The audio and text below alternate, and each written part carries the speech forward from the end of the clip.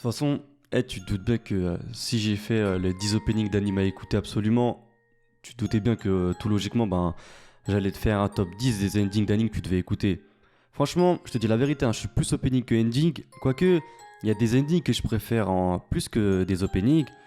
Il y a beaucoup de personnes qui n'ont pas tendance à écouter les openings parce que dès que l'épisode est fini, ils arrêtent l'épisode et donc des fois ils sont même pas au courant que il y a tel ou tel ending qui est sorti. Des fois il y a même des spoils dans les endings, des fois il y a des très belles sonorités. Et il y a beaucoup de personnes, je trouve, qui négligent les endings au profit des openings. Alors pour moi, hein, si t'aimes les openings, logiquement tu peux aimer les endings, mais non, pas pour certains.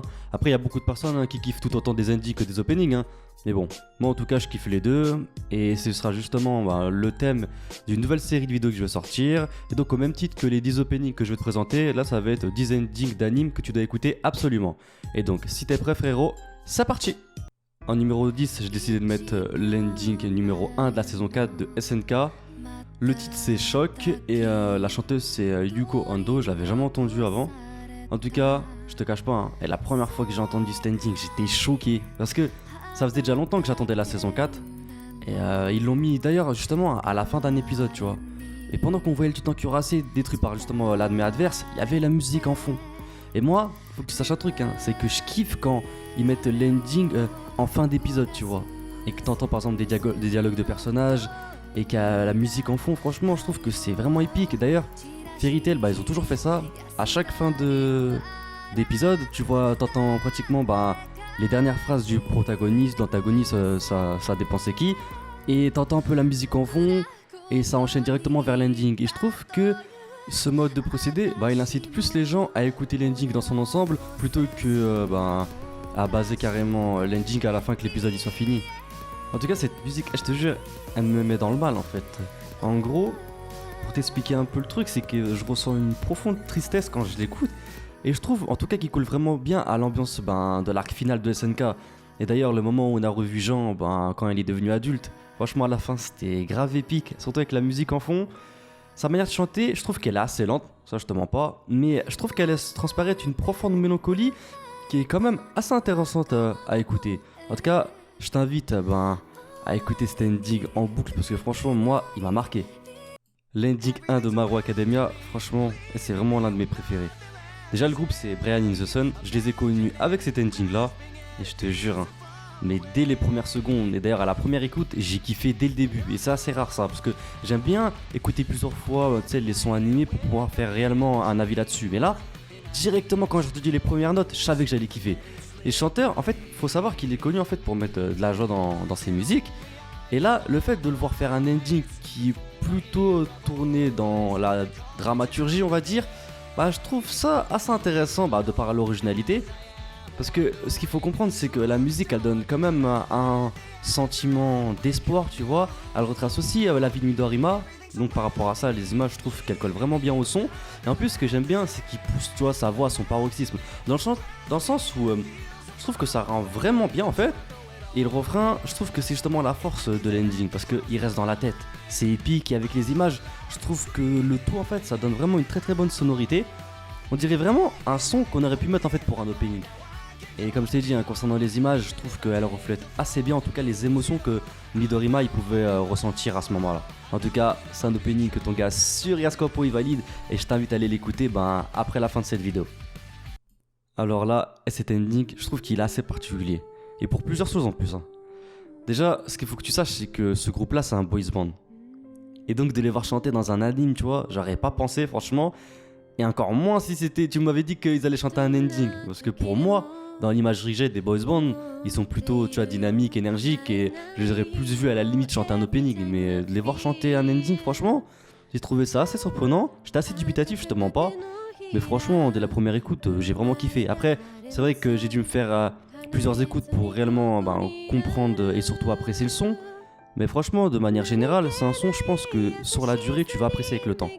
Pour donner une petite idée en fait du style musical qu'on peut écouter justement dans cet ending, je dirais que c'est un peu une sorte de balade assez lente, tu vois, mais qui colle bien à l'arc en question parce que c'était justement un arc qui était consacré d'ailleurs au passé triste de Grey.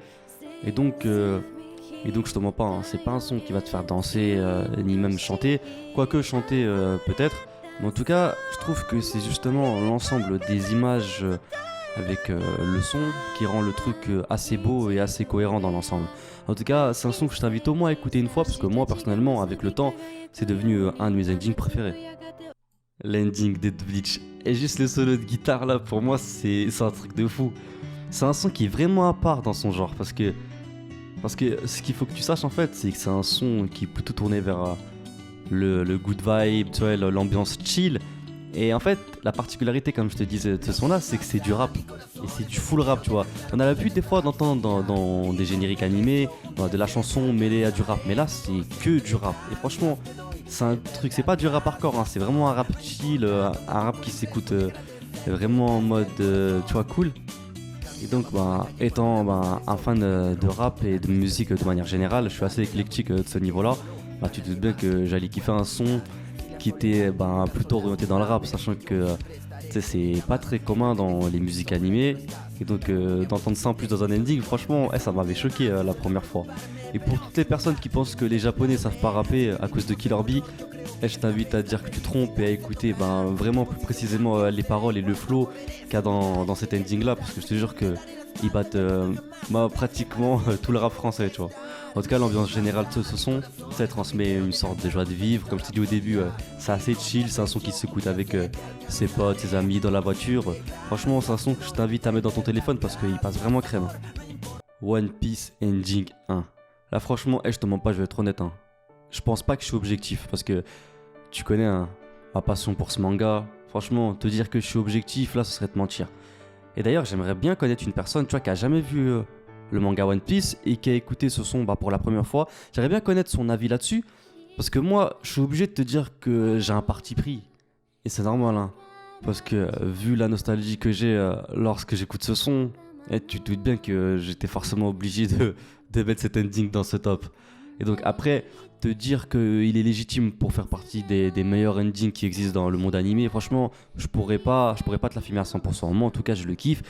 Et ce son, il a une saveur particulière dans le sens où on l'a entendu de très nombreux moments importants dans One Piece. Je peux citer par exemple le moment où Goldie Roger il a découvert le One Piece pour la première fois. Tu sais, ils ont mis ce son en fond.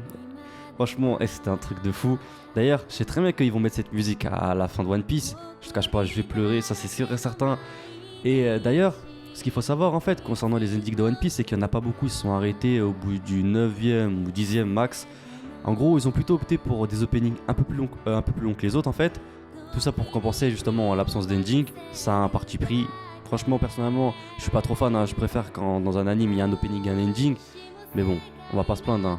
Le fait qu'ils mettent pratiquement un opening full, ça change, on va dire. En tout cas, moi, j'aime trop la voix de la chanteuse. Tu sais, c'est une sorte de balade, t'as envie de chanter avec tes potes, tu vois. En tout cas, mais je te cache pas, la nostalgie de cette chanson me permet pas actuellement de te mettre un avis objectif. Mais si je peux te donner un conseil, c'est de l'écouter au moins une fois. Et qui sait, peut-être que ce son-là, il va te donner envie de regarder le manga One Piece.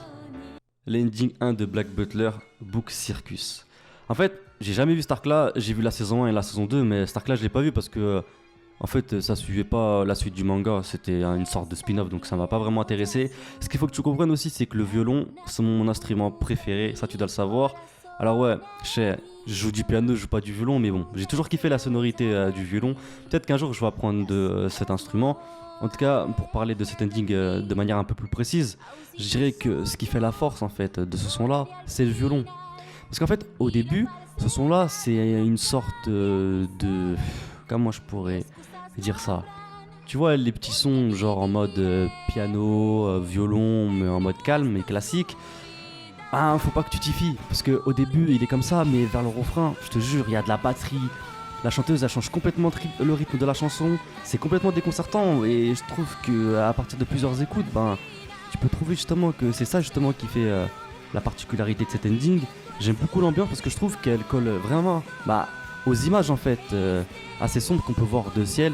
En tout cas, ça représente réellement en fait les pensées de vengeance que Ciel il pouvait ressentir justement dans les illustrations de cet ending là. La chanteuse, je trouve qu'elle a vraiment une jolie voix. D'ailleurs, elle chante vraiment de manière crescendo, je t'ai dit, parce qu'au même titre que l'instrumental qui va de plus en plus fort et de plus en plus vite, bah, la chanteuse justement, elle change son rythme justement pour s'adapter à l'instrumental. Et donc je trouve que les deux, ils se complètent vraiment bien. C'est un son que tu dois vraiment écouter en boucle parce que je te jure qu'au bout de la 5 ou 6e écoute, c'est un son que bah, tu vas écouter tous les matins avant de te lever, je te jure. Ça passe vraiment très très bien. En tout cas, c'est un ending que je valide et que je t'invite à écouter parce que je pense que tu vas aimer ce son là. Code Geass, ending numéro 2. Dès le début, le chanteur, il te montre qu'il sait chanter. Et moi, ça me fait rire parce que, tu sais, on dirait les chanteurs de R&B.